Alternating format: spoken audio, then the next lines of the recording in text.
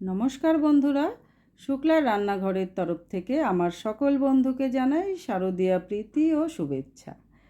পুজো এসছে, সবার মনেই খুশি। তো আজ বানাবো রুই মাছের ঝোল, আলু ঝিঙে দিয়ে পাতলা, আলু ঝিঙে বড়ি দিয়ে পাতলা ঝোল। তার জন্য লাগবে আমার রুই মাছ। মাছ আমি নুন হলুদ মাখিয়ে ভাজতে দিয়ে দিয়েছি, মাছগুলো লাল লাল করে ভাজবো।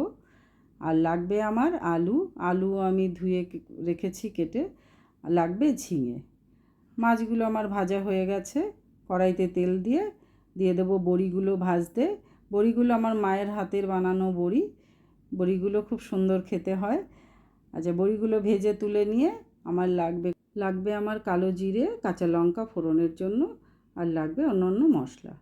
আচ্ছা, কালো জিরে কাঁচা লঙ্কা ফোড়ন দিয়ে দিয়েছি আলুগুলোর ওপরে দিয়ে দিলাম নুন দিলে আলুগুলো তাড়াতাড়ি সেদ্ধ হয়ে যায়, তাই ভালো করে একটু ভাজা ভাজা করে নেব। ভাজা করে আলুগুলোতে একটু ঢাকা দিয়ে দেবো। ঢাকা দিয়ে দিলে আলুগুলো আরেকটু নরম হয়ে যাবে, মানে সেদ্ধ হয়ে আসবে। ঝোলে বেশিক্ষণ ফোটানোর দরকার হবে না। দিয়ে দিলাম ঝিঙে। আগে ঝিঙেগুলো দিয়ে দিলে আর ঝিঙেগুলো গলে যাবে। তাই মশলাগুলো একে একে দিয়ে দিলাম। শুকনো লঙ্কার গুঁড়ো, জিরে গুঁড়ো, হলুদ। এখানে কাঁচা লঙ্কাও দেওয়া যেতে পারে শুকনো লঙ্কার জায়গায়। এবার ভালো করে কষতে হবে। কষতে ওইদিকে আমি গরম জল বসিয়ে দেবো। এটাকে আরেকটু নাড়াচাড়া করব। একদম সুন্দর কষা হয়ে আছে, দেখুন। এবার ভালো করে কষা হয়ে গেলে গরম জলটা দিয়ে দেবো। গরম জলের সঙ্গে দিয়ে দেবো মাছ, বড়ি সব দিয়ে একসঙ্গে দিয়ে দিলাম। এবার ফুটবে ভালো করে, এটা ফুটতে আবার দিয়ে দেবো ভাজা জিরের গুঁড়ো। ভাজা জিরের গুঁড়ো ছাড়া মাছের ঝোল যেন সবসময় অসম্পূর্ণ থেকে যায়। ভাজা জিরের গুঁড়ো দিলে একটা আলাদাই স্বাদ চলে আসে। আলু আমার সেদ্ধ হয়ে গেছে।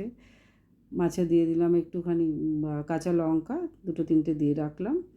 আর দিয়ে দেবো একটু টমেটোটা অপশনাল। হয়ে গেল, আমার রেডি হয়ে গেল স্বাদের মাছের ঝোল, পাতলা মাছের ঝোল। খেতে খুব ভালো।